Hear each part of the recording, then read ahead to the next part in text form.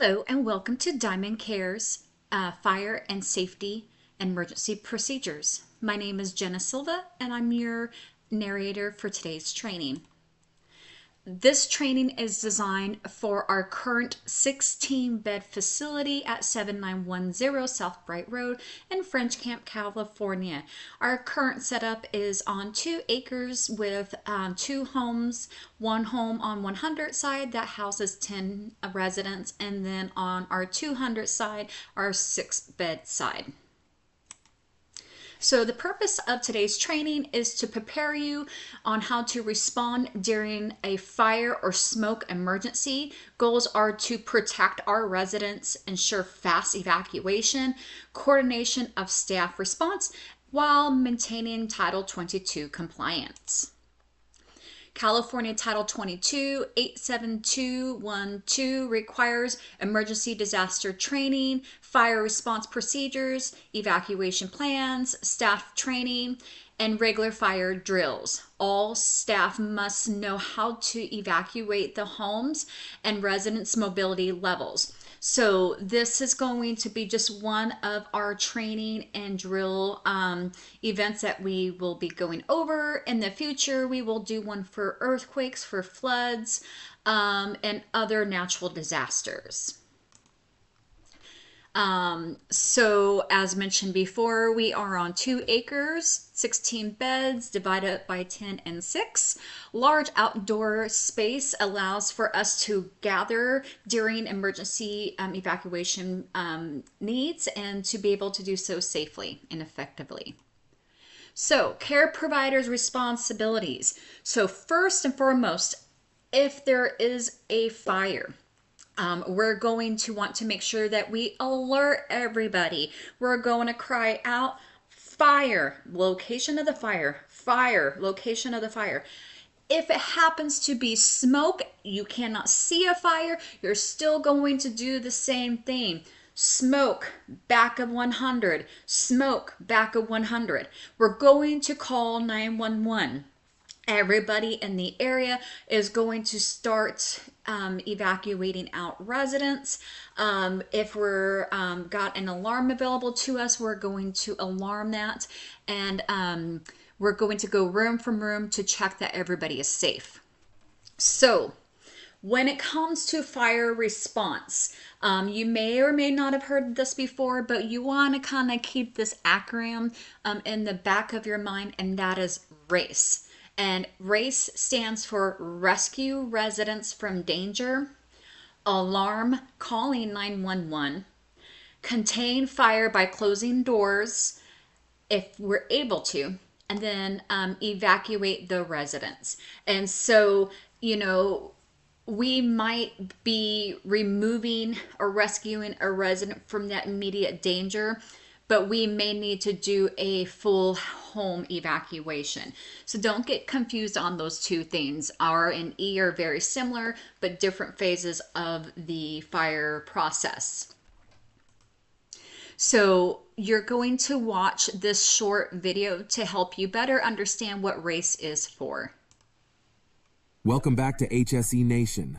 Today, we'll be exploring the RACE protocol, a critical tool for ensuring safety during a fire emergency. Before we get into the details, I have a request for everyone. Please don't forget to subscribe to HSE Nation. Here, we are trying to bring good content relevant to HSE professionals like toolbox talks, safety moments, incident case studies, and AI in HSE.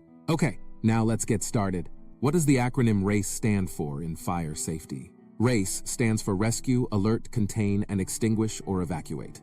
Let's break down each step and understand how it can help save lives. The first step in the RACE protocol is rescue. In the event of a fire, your priority is to rescue anyone in immediate danger. Here are a few tips for effective rescue. Assist those who need help evacuating. Use fire blankets to smother flames if someone's clothes catch fire. Stay low to avoid smoke inhalation. Next alert. It's crucial to inform others about the fire as soon as possible. You can activate fire alarms. Call emergency services. Shout and knock on doors if alarms aren't working. The third step is contain. This involves trying to prevent the fire from spreading. You can close doors and windows to limit the spread of flames and smoke. Use fire extinguishers for small, manageable fires. Finally, extinguish the fire if it's safe to do so, or evacuate the area. Use a fire extinguisher for small fires, but if the fire is too large or the smoke is overwhelming, evacuate immediately. In summary, the RACE protocol, rescue, alert, contain, and extinguish or evacuate, provides clear steps to follow in a fire emergency. Understanding and implementing these steps can make a significant difference in ensuring safety. Thank you for watching. Remember to share this video to spread awareness about fire safety. Stay safe and see you next time on HSE Nation. Welcome back to HSE. So, during a fire, just remain calm and remember RACE. So part of E is extinguish or evacuate. And so if we're able to extinguish, put out the fire, we're going to remember PASS. PASS. Pull, pin, aim at the base, squeeze the handle, and sweep. Only attempt for small fires and to clear an exit pathway. Do not be running up to a huge fire to try to put it out with a little hand extinguisher. This is like for a kitchen fire, microwave fire, things like that. We are going to try to attempt to put the fire out ourselves. So here's a little video on PASS. PASS method for putting out a fire. In this video, we'll teach you how to properly use a fire extinguisher using the PASS method. When fire strikes at your workplace, be sure to follow these 3 steps. Step 1. Check to make sure the fire extinguisher you have on hand is the correct type of extinguisher to extinguish the type of fire. Type A is used for ordinary combustibles such as wood and paper. Type B extinguishers are used on flammable liquids like gasoline and oil. Type C is for electrical fire, so they can be used on faulty outlets and appliances. Type D is used on flammable metals such as magnesium and titanium. And Class K extinguishers are used when fires involve cooking media, fats, grease, and oils. All commercial cooking sites such as restaurants need this extinguisher. If you don't feel you can safely put out the fire, exit the building immediately. Step 2. With the extinguisher in hand, step 6 to 8 feet away from the fire. Step 3. Use the PASS method to put out the fire. P. Pull. Pull the pin so that you're able to discharge the extinguisher. A. Aim. Aim the extinguisher nozzle at the base of the fire. S. Squeeze. Squeeze the lever to discharge the extinguishing agent. Releasing the lever will stop the discharge. S. Sweep. Pointing the extinguisher at the base of the fire, move the extinguisher from left to right or back and forth in a sweeping motion until the fire is out. When the fire is out, continue to watch the fire to ensure the fire does not ignite once again. If the fire comes back, repeat the PASS method. Recap. P. Pull the pin. A. Aim. S. Squeeze. And S. Sweep. Remember, fires can be harmful and fatal, so do not put the fire out yourself unless it's safe to do so. At CQ Fire and Safety, we are a one-stop shop for your fire and safety needs, keeping. Okay, so in the weeks to come, we will be doing fire drills. These will be more, common that we're going to be doing fire drills, but we will also invite, hopefully maybe the fire department to come out and give you guys a little more hands-on training with the fire extinguishers. So in the meantime, if you have any questions about how to safely manage a fire extinguisher, please let us know and we will be glad to show you. So care provider evacuation priorities. Residents closest to the fire or smoke, okay? So we're going to rescue them out of that area, okay? Non-ambulatory residents, right? We're going to give verbal instructions and cues to our ambulatory residents. Those are the ones that can get up and walk without any assistant devices, to go ahead and exit the building and be very clear on where they need to exit, whether it be the front of the house, the side of the house, or the back of the house. And then we're going to be working on ambulatory residents, pulling them into safety. And then the ambulatory residents that are, able to get up and walk, but maybe they need a walker or something like that, we're going to, go back and make sure they're exiting safely. And the staff exits last after we check all the rooms. If for some reason we're not able to rescue a non-ambulatory resident in a room, the first thing that we're going to want to do is open up that window, and then we're going to want to close their door to avoid any smoke coming in the room, and to also slow down the potential of the fire spreading into the room. And we're going to notify 911 and emergency dispatch once they pull up on site that there is a resident in whatever room and area of the house that it is that we were unable to safely remove. So remember, residents closest to the flames or smoke, we're going to remove them first. We're going to verbally give cues to our ambulatory residents who do not require any form of assistance to go ahead and exit the area. We're going to be working on moving our non-ambulatory residents out of the area. And then those ones that are ambulatory that need an assistive device with a cane or a walker, we're going to make sure they safely finish exiting, and then we are going to exit last. Always check the rooms and the bathrooms, because you got to remember, a fire or a smoke situation is a little scary, and so they might have a first reaction to try to run and hide. So double check the rooms, you guys.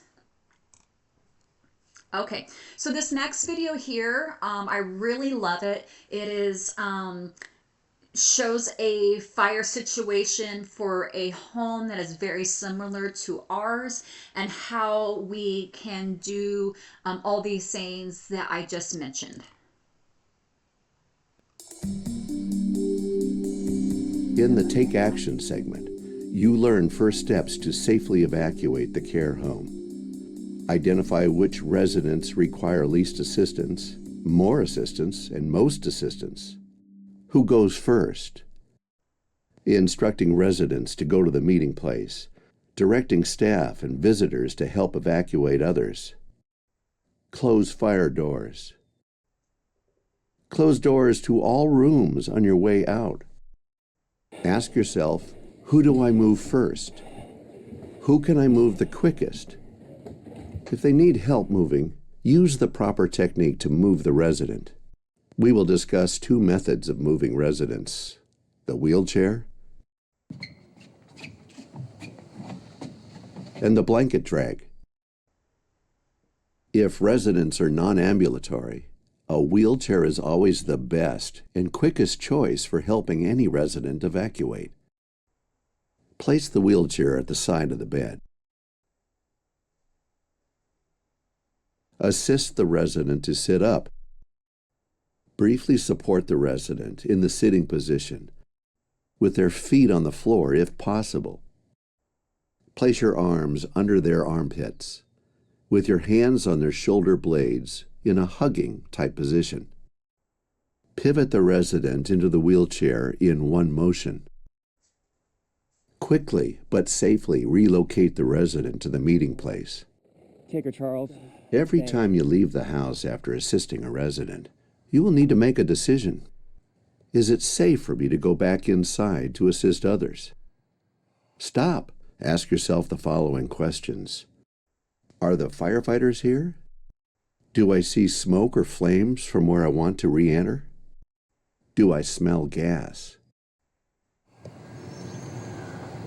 I think I'm going to go back in. If you decide to re-enter, touch the door before entering. If it is hot, do not enter. If it is safe to go back inside, ask yourself, who is still inside? If there's no wheelchair, Come on. use the blanket drag. Caregivers should be positioned on both sides of the bed. Each caregiver grabs the bedding tightly. Lift the sheet and the resident off the bed and place on the floor. Grab the sheet on both sides of the resident's head. Slightly lift the head and body up. You can modify these techniques as needed based on individual residents' and caregivers' physical abilities.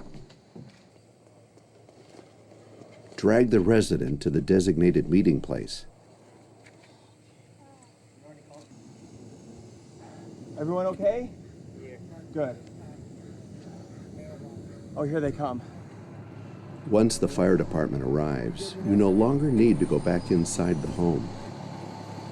Firefighters will ask you questions about residents that may still be inside the house. Is there anybody left in the building? Your job is to answer the firefighters' questions. Yes, there's one more person in the back bedroom. And comfort your residents. And call your administrators. Emergencies like house fires can happen very quickly. As you have now learned, it is very important to be prepared, think quickly, and take action to evacuate your residents. Let's review how to evacuate your home. If they need help, use the proper technique to move the resident. The wheelchair is always the best choice for helping any resident. If there is no wheelchair, use the blanket pull method. Drag the resident to the designated meeting place. You must decide if it is safe to go back inside to rescue other residents. If it is not safe, do not go back inside. Wait for the fire department to arrive. Your job now will be to aid and comfort residents at the meeting place.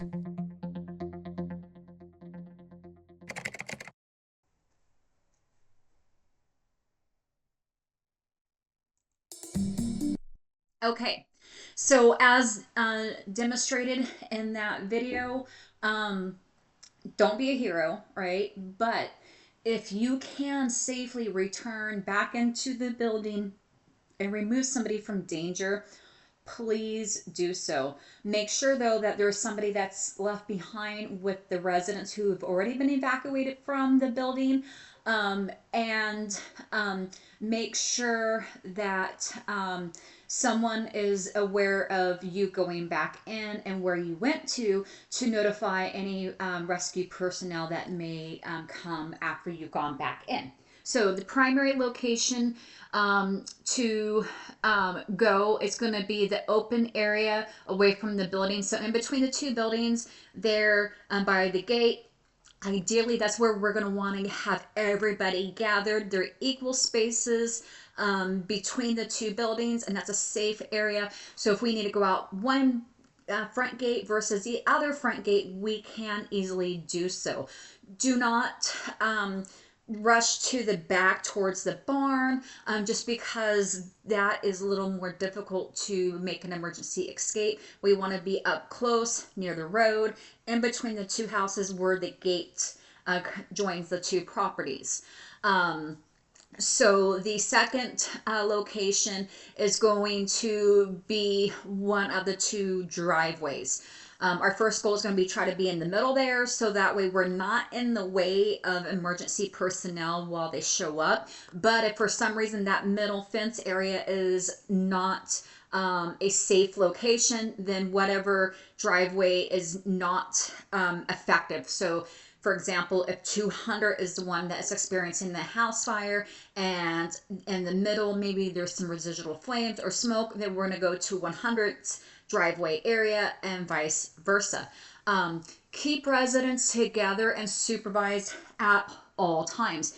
We got to remember, we deal with a very unique population, our neurocognitive impairment population, and they're going to be very scared, right? And so we want to remain calm, be reassuring, and just make sure we keep an extra eye on them, that they don't go running out into the streets in the event of a fire or a medical or a natural disaster emergency.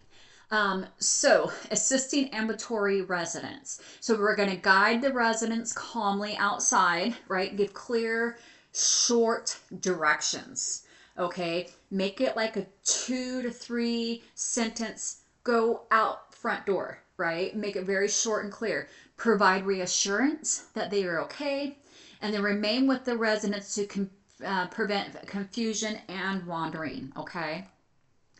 Evacuate the non-ambulatory residents. As you saw in the video, the 2-person procedure to get somebody off of the bed is ideal. Once you've got them on the floor, if the second person needs to go and check rooms and whatnot, you can then move that person out of the building by yourself. Make sure that their head is up off the ground so they don't sustain any head trauma, and then just go ahead and use that blanket to pull them out.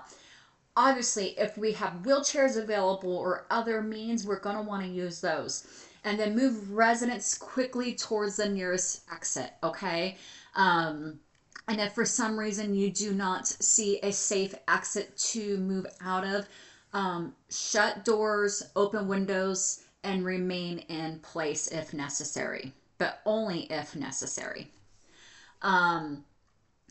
So if we need to move residents, remember mattress drag, blanket drag, wheelchair transfers. Okay, speed and safety in this situation is our number one priority. So the other big part of fire safety is smoke safety.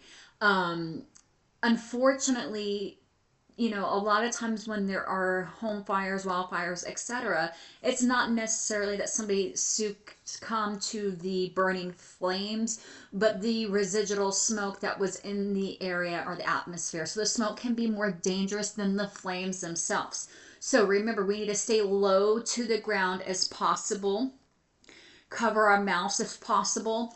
If there are towels available and you have to shelter in place, you're going to want to, take a wet towel and put it across the bottom of the door. Maybe if you've got washcloths that you can wet, put over your face and mouth while you're exiting the building, that will also help eliminate some of the potential smoke you'll inhale. And check doors for heat before you open them. If the door feels warm and you can feel any form of heat, you're better off going out through a window or sheltering in place. So this next video here is covering smoke safety.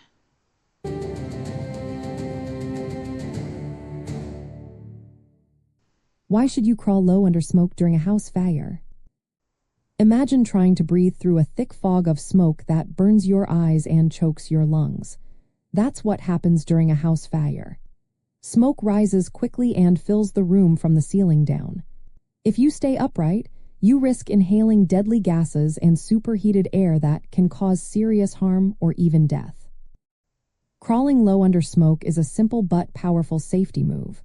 Smoke, heat, and poisonous gases like carbon monoxide tend to stay high up. The air near the floor is cooler, clearer, and easier to breathe. By staying close to the ground, you avoid the worst of the smoke and gases. This makes it easier to see, breathe, and stay calm. Firefighters also crawl low when they go into burning buildings. They do this to keep safe from smoke and heat while they search for people or put out fires. They know that staying below the smoke line helps them move faster and stay safe. You can do the same during a fire in your home. Drop to your hands and knees and crawl quickly toward an exit. Before opening a door, test it with the back of your hand. If it feels hot, do not open it. Find another way out. Use the walls to guide you and keep your shoulder against them so you don't get lost in the smoke. Remember, staying low is a key part of fire safety education. Many fire safety programs teach families to practice crawling low during fire drills. This way, everyone knows what to do if a real fire happens. Crawling low under smoke increases your chances of escaping safely. It helps you avoid inhaling toxic gases that can cause confusion, loss of muscle control, or unconsciousness. It also keeps you from being overwhelmed by heat and smoke that can block your view. Fire safety experts agree that this simple move can save lives. So, if you ever find yourself in a house fire, remember to drop down, crawl low, and move quickly to safety.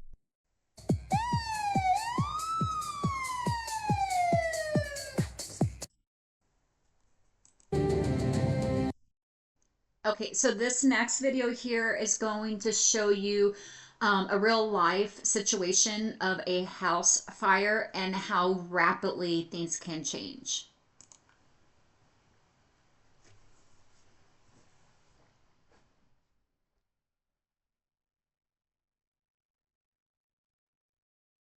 Like everything I've ever needed in a channel.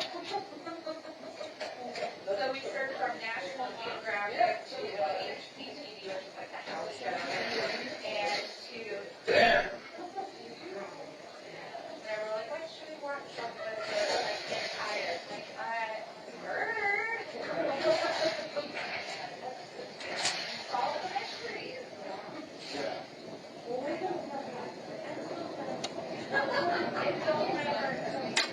Yeah, it is. It's running in the family. Oh, there's my first. Ah!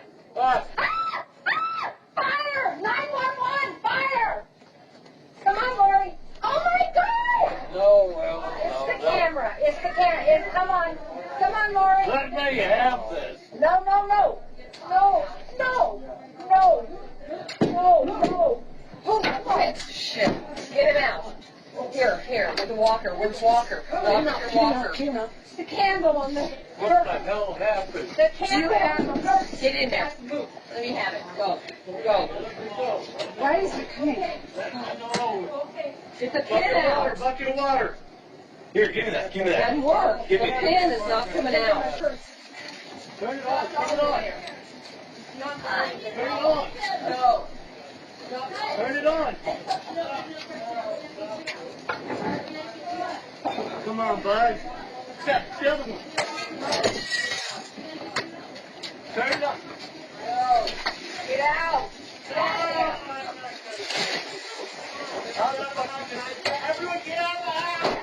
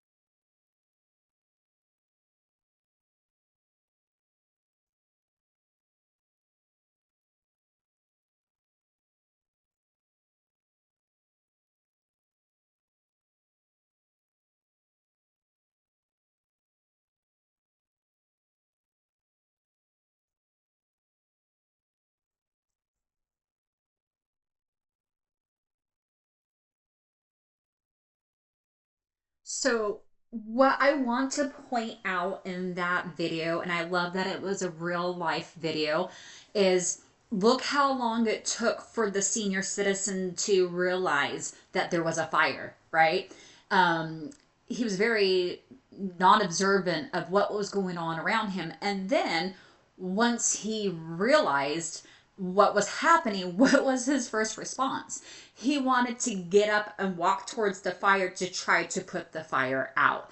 So just be, calm and aware and, redirect them out and move them out of the area as quickly as possible. Also, hope you took note how quickly it wasn't the flames that succumbed the little living room area, but it was the smoke. How quickly and how thick that smoke built up. So just remember, in fires, the smoke is the most deadliest part. So fire and oxygen equipment. So, we do have residents who require oxygen. We have oxygen on site. So residents receiving oxygen therapy require a special oxygen safety precautions. And this is because of the intensity and the speed of a fire when exposed to oxygen. Now, oxygen is not flammable, but it is combustible, meaning that if you have a resident who is a oxygen recipient and they like to smoke, they cannot smoke with that oxygen on their face, because it will unite that cigarette and it will just be a big burst of intense heat. So please make sure, if you have a client who is, requesting to smoke cigarettes and they're on oxygen, that their oxygen is off and it's far away, and that they don't have it on them or near them. So oxygen safety rules: no smoking anywhere near the oxygen equipment. Keep oxygen away from open flames. This includes candles, gas stoves, etc. We need to have oxygen in use signs with no smoking, so that way others are aware that oxygen is present. Ensure oxygen tanks are secured upright and stored safely. Oxygen tanks, if they don't have a little cart that we can put them in to store them, do not put them upright by themselves. They can be like torpedoes. If they were to fall over and they hit that valve, and I've seen it happen when I was in Texas as a respiratory therapist. A therapist left an oxygen tank on a stairwell without the safety cart, and it happened to fall over. It snapped off that valve, and through the wall it went. So it can be deadly. And keep oxygen equipment away from heat sources. So, if the client says they're cold and we have a space heater, we do not have the space heater near the oxygen, okay? Staff responsibilities for oxygen equipment. So we're going to monitor the resident that's receiving oxygen. We are going to ensure tubing does not create a tripping hazard. We're going to immediately report any oxygen leaks or equipment damage, and we're going to turn off equipment only if it's safe to do so or instructed to do so during an evacuation. So if you're able to turn off the valves, turn off the equipment, unplug the oxygen equipment, yes, do so. But do not put yourself at risk of being close to a fire and an oxygen concentrator or an oxygen tank to try to turn that device off. During a fire emergency, remind the residents to remove their oxygen off of themselves and remove the oxygen source immediately. Do not take that oxygen with the client and try to go through a potentially high heat area, okay? It's not safe.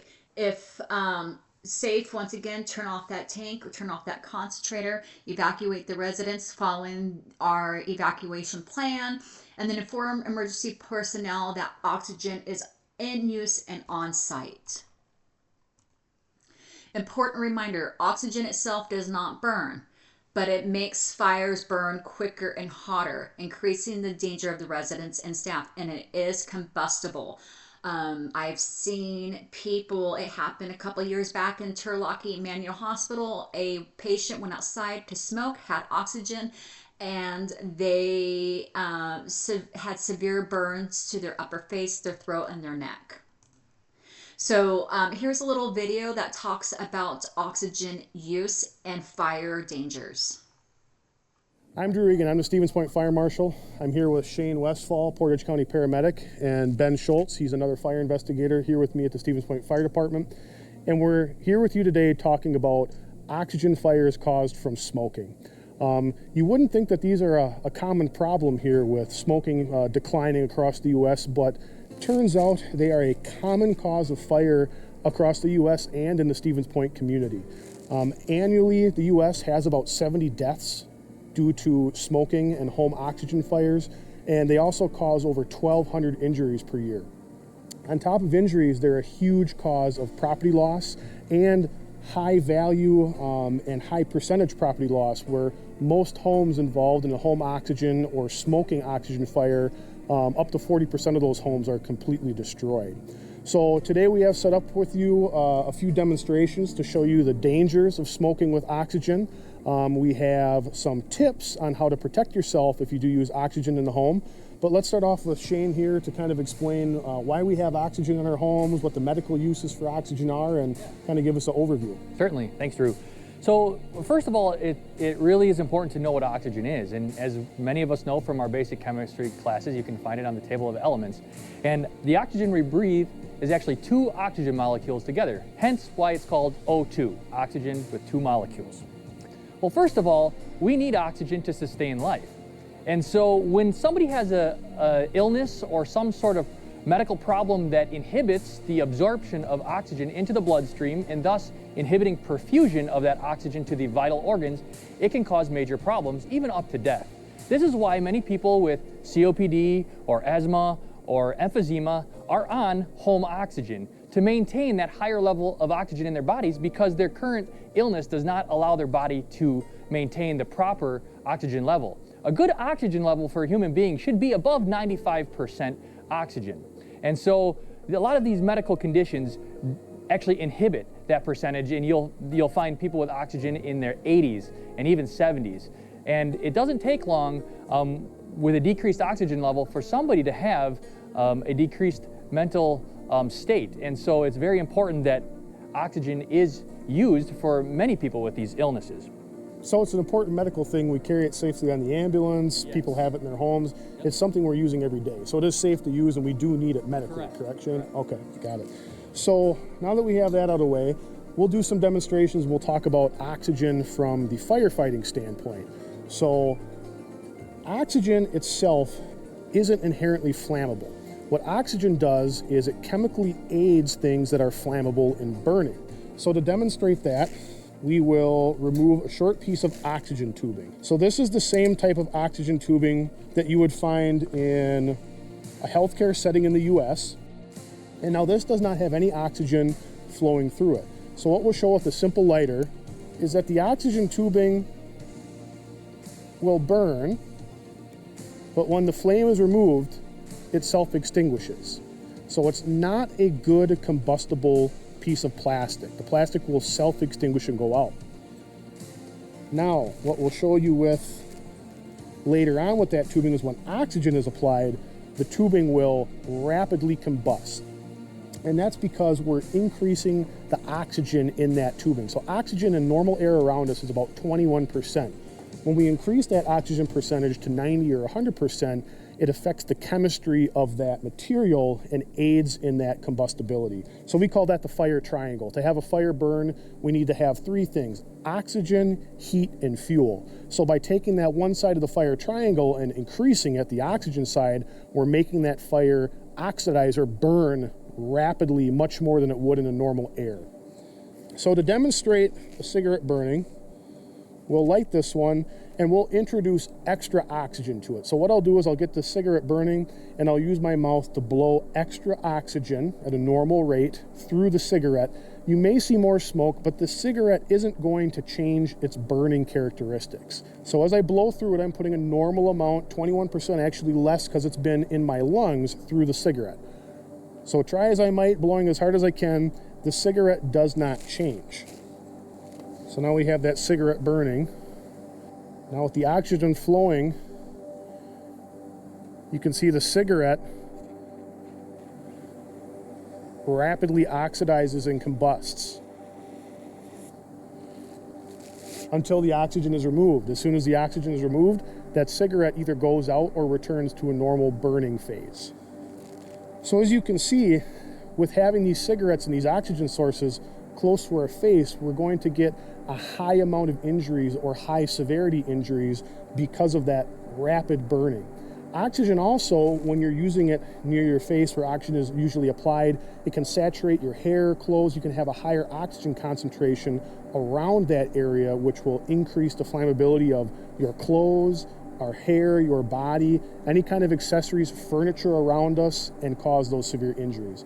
So we'll move on now to our demonstration dummy that we have to show how oxygen actually reacts with a nasal cannula on and can affect clothes, hats and heads, and also see what the tubing looks like burning with that increase in added oxygen.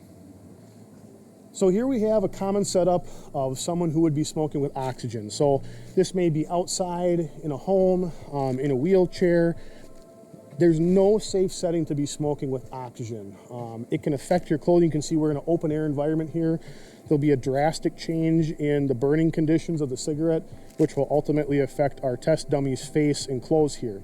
So what we'll do is we'll light the cigarette, and I will turn on the oxygen source, which will introduce that oxygen through the nasal cannula onto the cigarette, and that's where we'll start to see that rapid oxidizing and chemical burning reaction take place that will move onto the dummy. So Ben, I'll have you light the cigarette first. Okay, so now we have the cigarette burning. We will turn the oxygen on. And as you can see, the oxygen tubing will continue to burn with the oxygen on. This is why we have severe property damage. That oxygen will actually follow the tubing all the way across the carpet and back to whatever source is feeding that oxygen, whether it be a bottle or an oxygen concentrator in the home. And you can see many of these devices that wouldn't burn very well, such as a hat or cotton clothing, also burn rapidly due to the oxygen concentration being introduced. And you can see that also the burning of this other material causes dripping, which can spread fire onto other articles of clothing or into the home or carpet or chair wherever the cigarette was being smoked. Yep. So as you can see here, the damage is severe. We have damage to the face, damage to the clothes. We had a fire that would have followed that oxygen tubing back down to the combustibles on the floor and ultimately started the home on fire. So Shane, being a paramedic, can you explain why these burns are so severe, especially when they're located around the face? Yeah, so within your mouth and in your nose you have mucous membranes, and it's a very fragile tissue. And so if that tissue becomes burned or seared or really hot, it starts to swell. And so thus when you are trying to breathe, your airway can start to swell and actually close up within minutes. And so it's utterly important, especially if we have a victim that we pull out, that we intubate them as soon as possible to make sure that we can breathe for them before their airway actually swells up. Shane, are burns to the face area, do they have a high survivability rate? Is there any kind of specialty care? Is that something that we can take care of here in Stevens Point, or what does the care look for like that? No, if you have severe burns to the face or severe burns in many parts of your body, you'll have to be taken to a burn center, like specifically down in Madison. Okay. And generally we see those deaths associated with facial burns. It's a high mortality rate, especially as you start gaining age. The older patients do fairly worse than younger patients. Yes, yep, certainly. And oxygen, just in general, when you have a fire on your face, you're breathing in a lot of bad chemicals too, from the rubber tubing, the plastic tubing, I should say, that's burning. And so smoke coming off of the smoke coming off the jacket and things, so that can also damage your lungs and your airway. Okay. So luckily, there are ways that we can prevent these fires in the home. If you have oxygen in the home, family members using oxygen in the home, there is no safe place to smoke around that oxygen. Like we said, there are oxygen-rich environments, not necessarily just coming from the tubing, but also coming from the atmosphere around that oxygen user. As for mechanical devices, there are things called oxygen fire breaks that you can purchase from a medical supplier or your oxygen supplier, and these are physical devices and valves that go in line with the oxygen tubing that will break open if there is an oxygen fire and cut off the flow of that oxygen. So we recommend those at any of the tubing junctions in your home. We recommend those right at the source of the oxygen, whether it be from a oxygen concentrator machine you may have or from an oxygen bottle. And Shane, are there any other ways that you can mark your home for oxygen use or anything like that? Yeah, there are commercial signs out there that you can buy that says oxygen in use. So like if you're in an apartment complex, it's good to put one of those signs on the door so people know that there's oxygen being used in that apartment and not to walk in with a cigarette. And so it's important to let people know that you are using oxygen because it is for your safety and for everybody else's safety. But these are preventable fires. They certainly are, and we can prevent them. As you said, the easiest way to prevent them is to not smoke or use flammable items in the oxygen environment. And these fires do happen in Stevens Point as well. Over the last few years, we've had several smoking fire deaths, both from flame sources such as stovetops, igniting the oxygen tubing, as well as cigarettes. So this is something that we can all practice and be aware of in the Stevens Point area and Portage County as well. Correct. All right, well, thanks for the good lessons on oxygen use. We hope everybody's safe. As always, if you have any questions on fire prevention, how to be safe in your home. Okay, so I hope you guys saw how quickly, when oxygen is in play, how fast that fire erupts and burns. Okay, so oxygen and fire do not mix. Okay, so during a emergency evacuation, it's important for you guys to know where the emergency binder is located. So there is a white binder in the top file cabinet, and in the event of needing to evacuate, you're going to grab that binder. It's going to have all the emergency contacts, family members information, emergency plan, everything that we need to know about a resident that will be in there. Don't take time to open up to grab the little emergency travel folders, because everything that's in those travel folders should be in the emergency binder. If you're able to grab medication boxes, great, but do not spend time grabbing those boxes. Medications can be replaced. You or a resident cannot. So just make sure that we grab that white binder. It's easy to grab, run out the door, we're good. Okay.